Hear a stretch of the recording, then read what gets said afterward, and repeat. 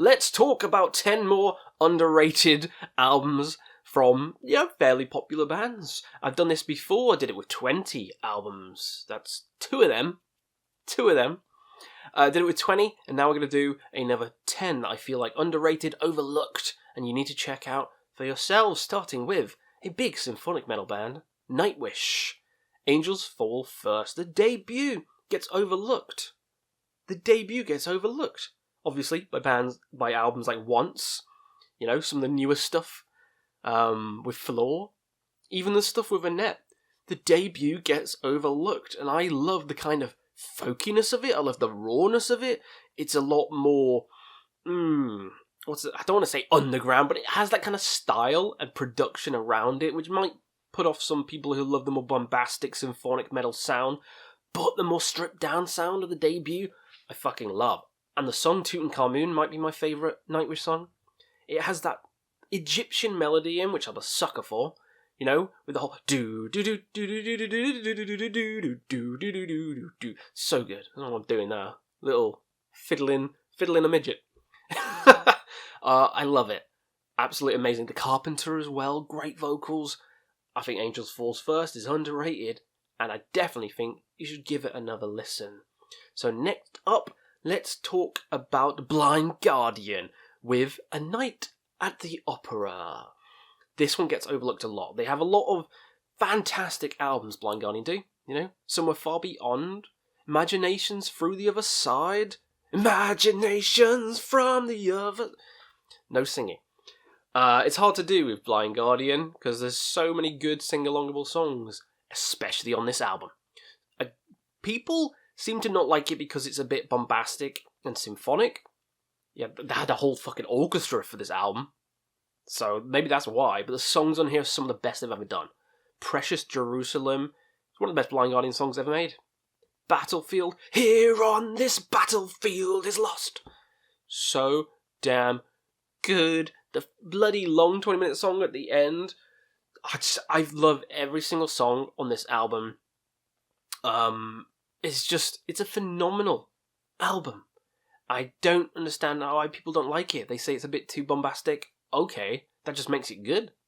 Maybe, at least to my ears, it makes it good, more grandiose. And I like that, and I think the songwriting on here is spectacular. Fucking love this album. Let's go to another one. Random, System of a Down. Steal This Album. One of my favourite System of a Down albums. It's eclectic, it's crazy, has so many cool, unique, interesting songs like Bubbles. Bubbles. You can sing all of them. Fuck the System. There's too many good stuff. There's also a lot of more mellow stuff on here, which is nice as well. A nice change for System. I think this has a great selection of songs. I have no problems. I don't understand why people rate it lower. Maybe because there's so many songs on it. People think it gets a bit overboard and they're all 3 minutes long. There's no epics, there's no chop sueys, there's no BYOBs. But I feel like every single song is very good. It just doesn't have that kind of anthem like the rest of the albums do. But is that a reason to hate it? No, I don't think so. I think it's underrated. I think you should all check it out. Now, another one which is underrated is Dimmu Borgir's Ionian. Talk about more symphonic, bombastic stuff. This one gets overlooked, sorry.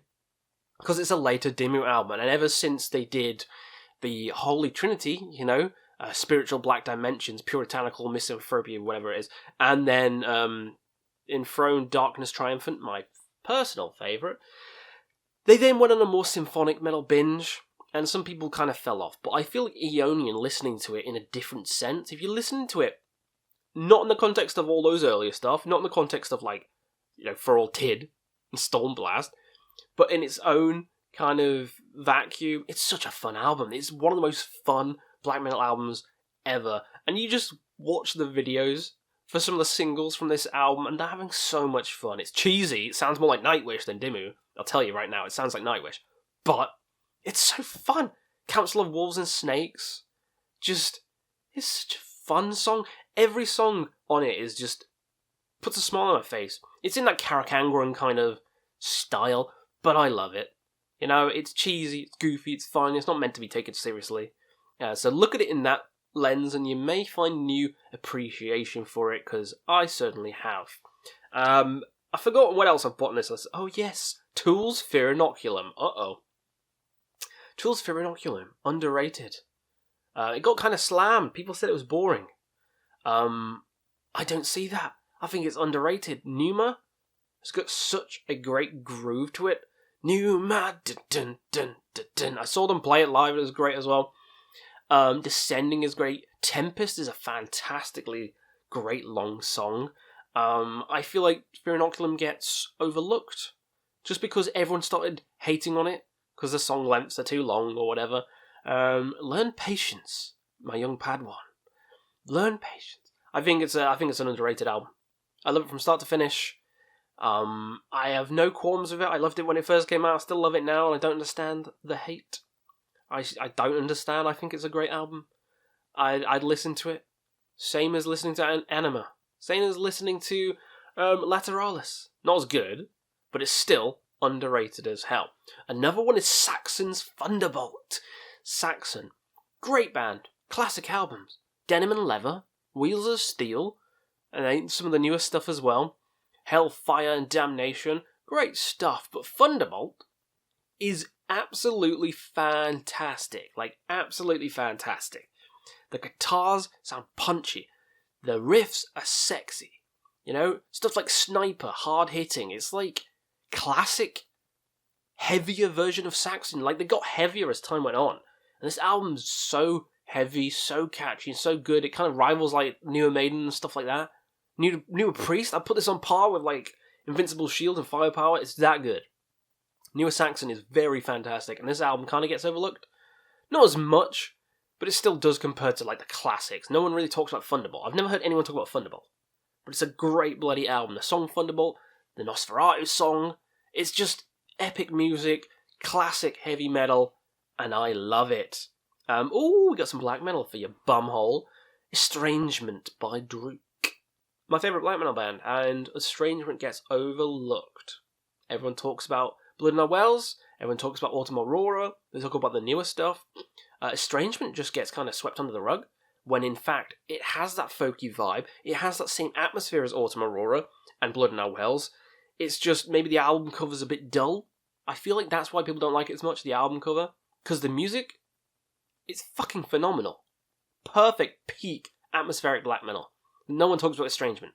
It is peak black metal, in my opinion, for that pagan-y, folky kind of side of things. I don't understand. It's just as good as those. I could also put Microcosmos here, but I hear more people talk about that, because the album cover's better, and also it has a cosmic vibe, which kind of stands it apart from the others, but no one talks about Estrangement, and that's strange. What we got next? Forest Seasons by Wintersun. My favourite Wintersun album. Everyone jerks off Time. Everyone jerks off the debut for different reasons. The debut, more of a black metal, kind of melodic black metal classic. Everyone loves Icy Cold. Yeah, okay, fair enough. I never was super hype into it, but you like what you like. Time 1, more progressive metal.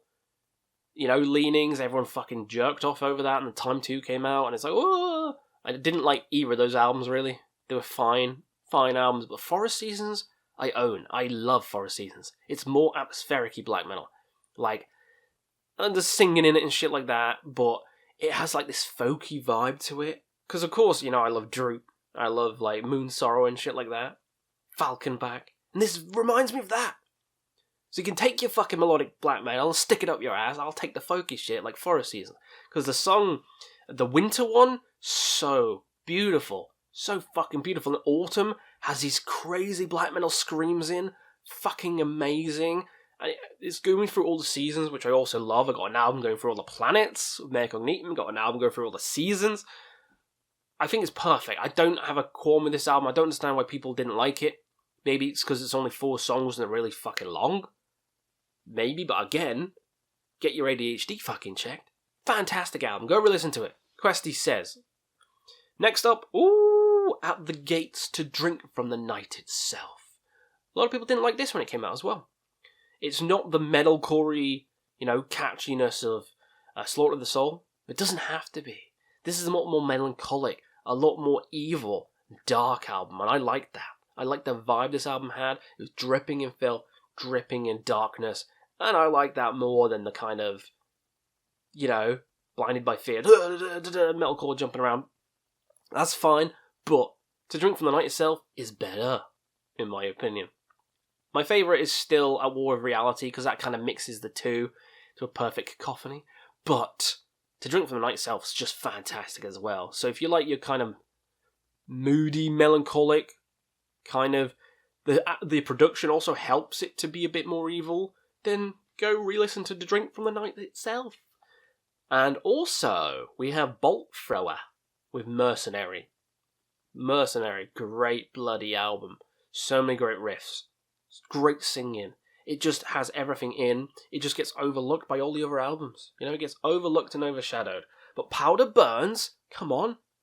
No guts, no glory. Just phenomenal stuff. Mercenary. Just as good as any of the other Bolt Thrower albums. And I think that is that. Yes, that is that. So those are 10 more albums from popular bands I find underrated. Do you agree with my list? You don't have to. You can have your own fucking opinions. You can hate every single one of these, and I want to know, someone in the comments, hate every single one, because it's more interesting that way. So yeah, let me know what you thought of every single album on my list, and we'll see you again on another Quest for Metal.